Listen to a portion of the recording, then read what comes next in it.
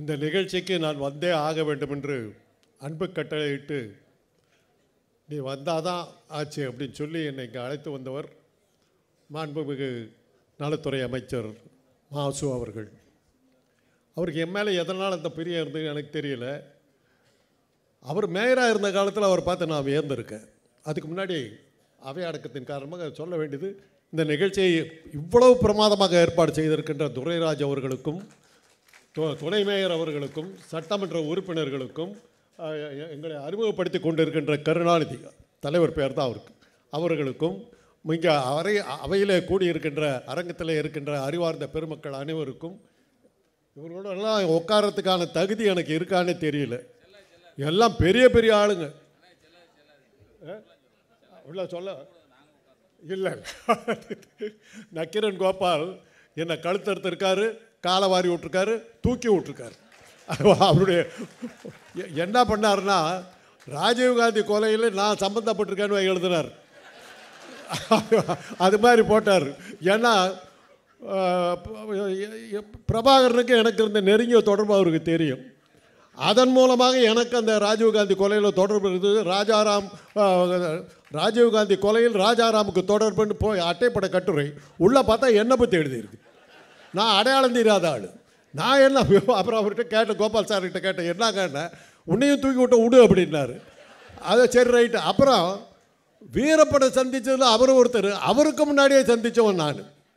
அதை அவர் எழுதலை. அதெல்லாம் இருந்தது ஒரு பக்கம்.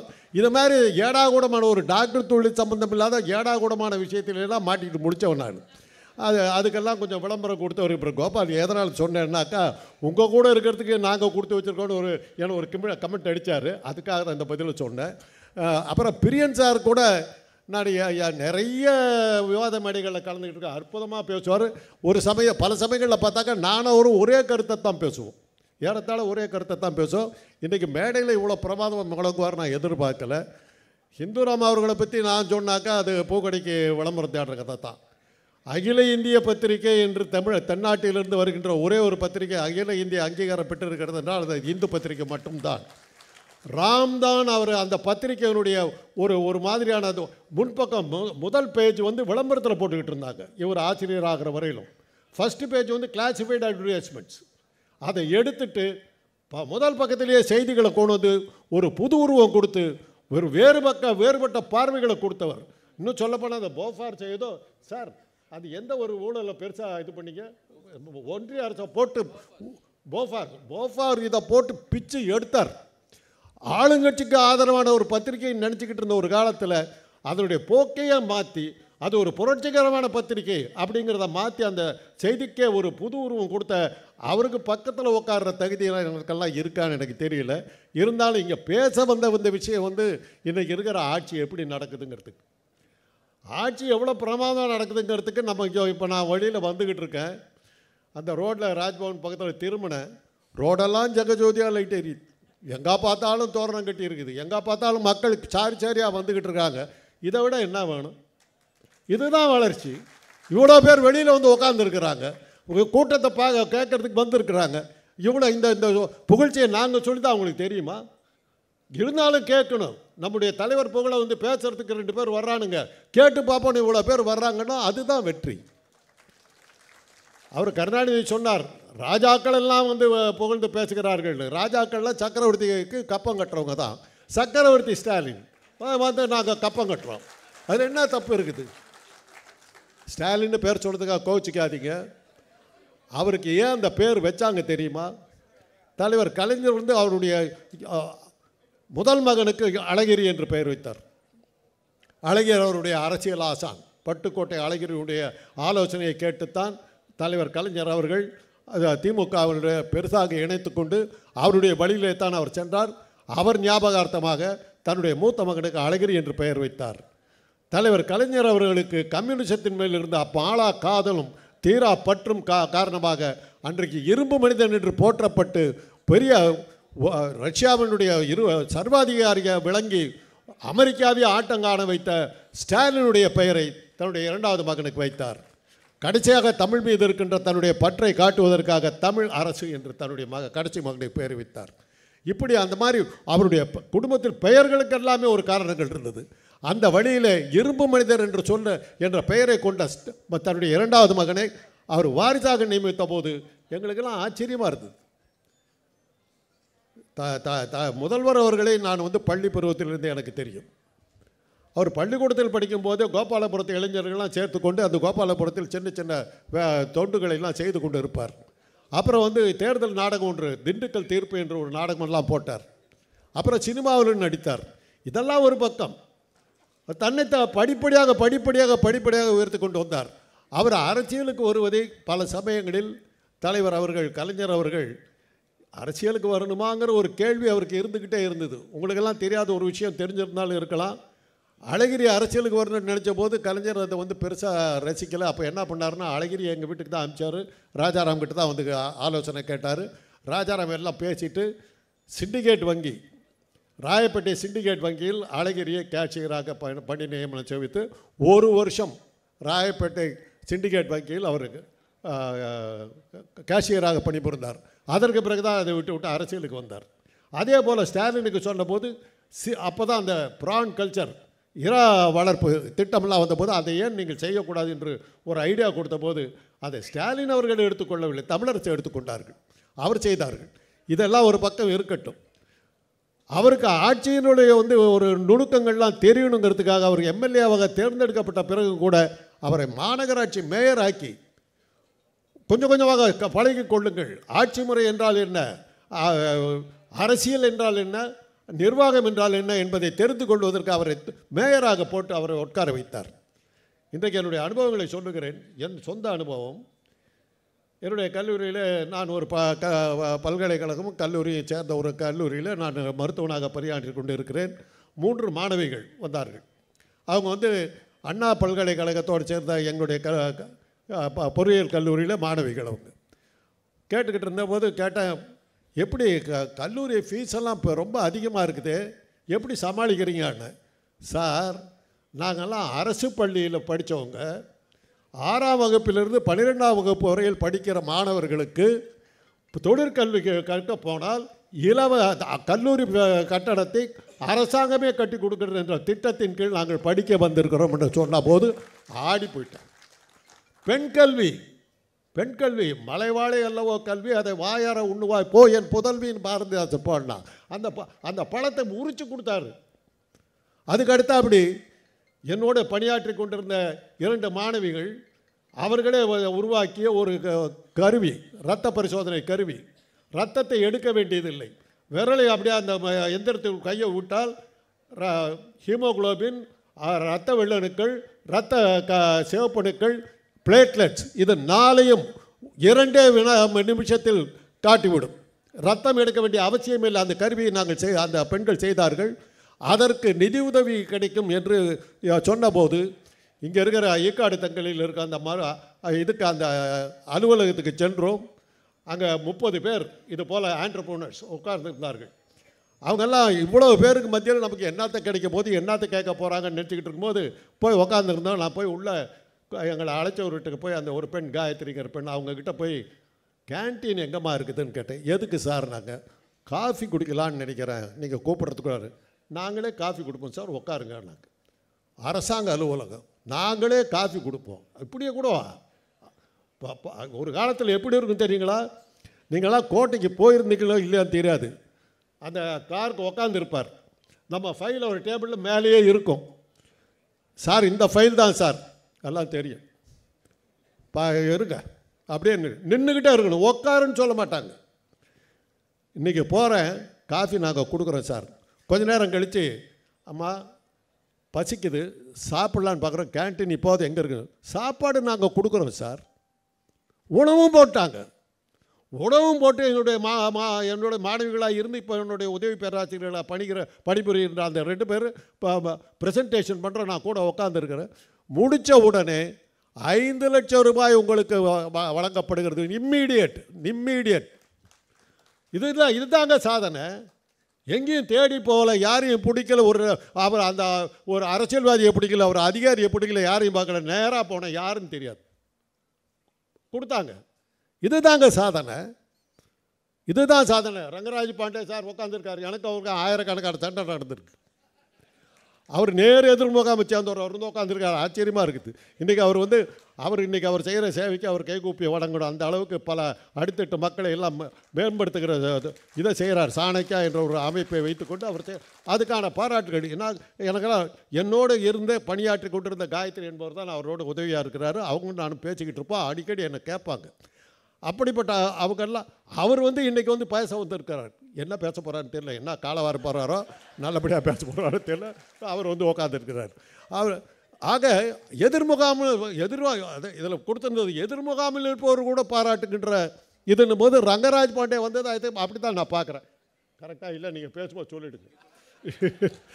ஏன்னா இதுக்கு முன்னே அவர் துணை மேயர் அவர்கள் சொன்னார்கள், மற்றவர்கள்லாம் மேடையில் இருந்தபோது பேசியிருக்கிறத நாங்கள் கேட்டிருக்கிறோம். இவங்க 2 பேரும் புதுசுன்னு என்னையும் பிரியன் அவர்களையும் சொன்னார்.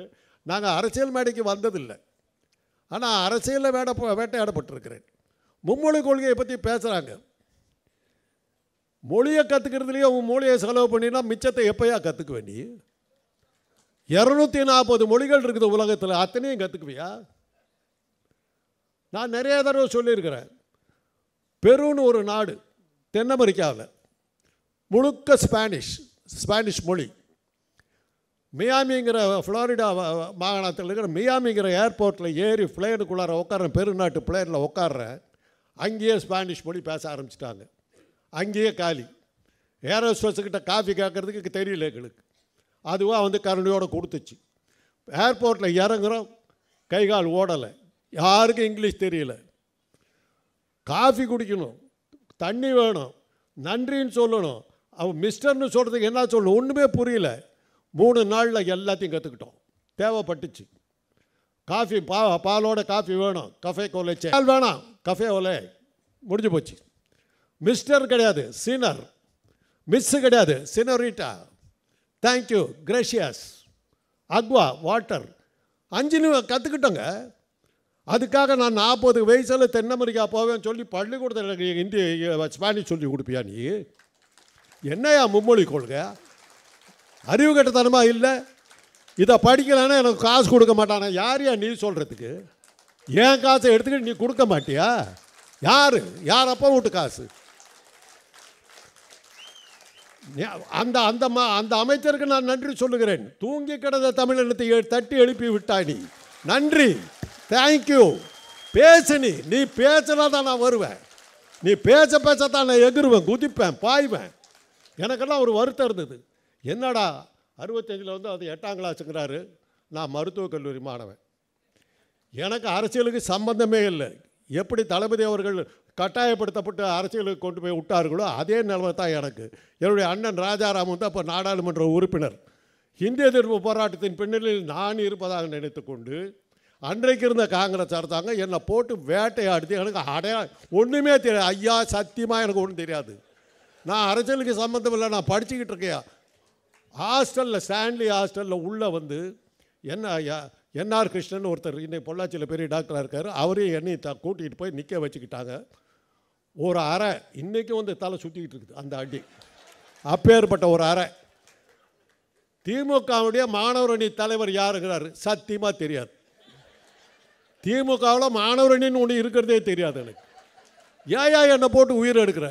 இவர் அரைஞ்ச அறையில் என்னுடைய வார்டன் வீட்டில் இருந்து அவர் மேலே இருந்து பார்த்துட்டார், அமானுல்லா பேகின். அவர் இறங்கி வந்துட்டார். போலீஸை பார்த்தார். யாருடைய அனுமதியோடு நீங்கள் உள்ளே வந்தீங்க ஹாஸ்டலுக்குள்ளே? With whose permission you entered into my campus? Did you seek the permission from the dean? Did you ask me? How dare you come and hit my student? அவ்வளோதான்.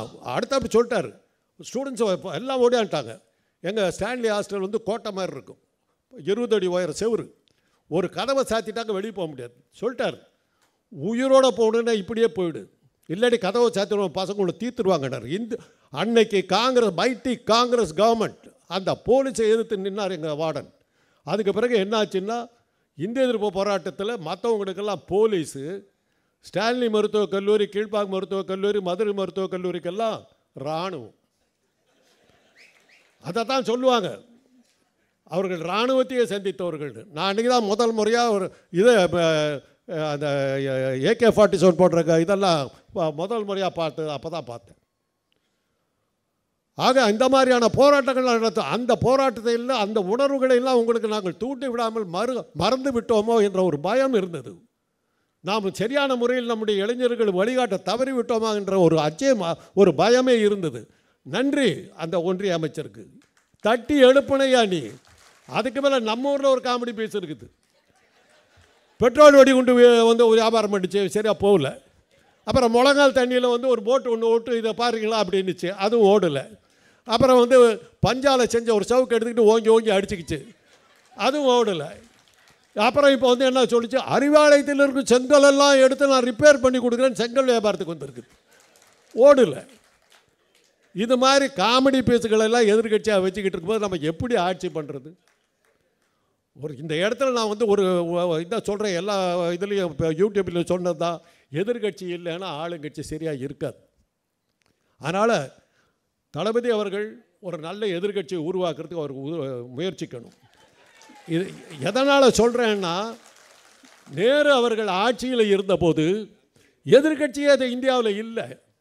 அவரே ராஜாஜி அவர்களை கூப்பிட்டு, எதிர்கட்சி இல்லைன்னா நான் எந்த ரூட்டில் போயிட்டுருக்கேன், சரியாக போயிட்டுருக்கேன் தப்பாக போயிட்டுருக்கேனாங்கிறது எனக்கு தெரியாமல் போயிடும்.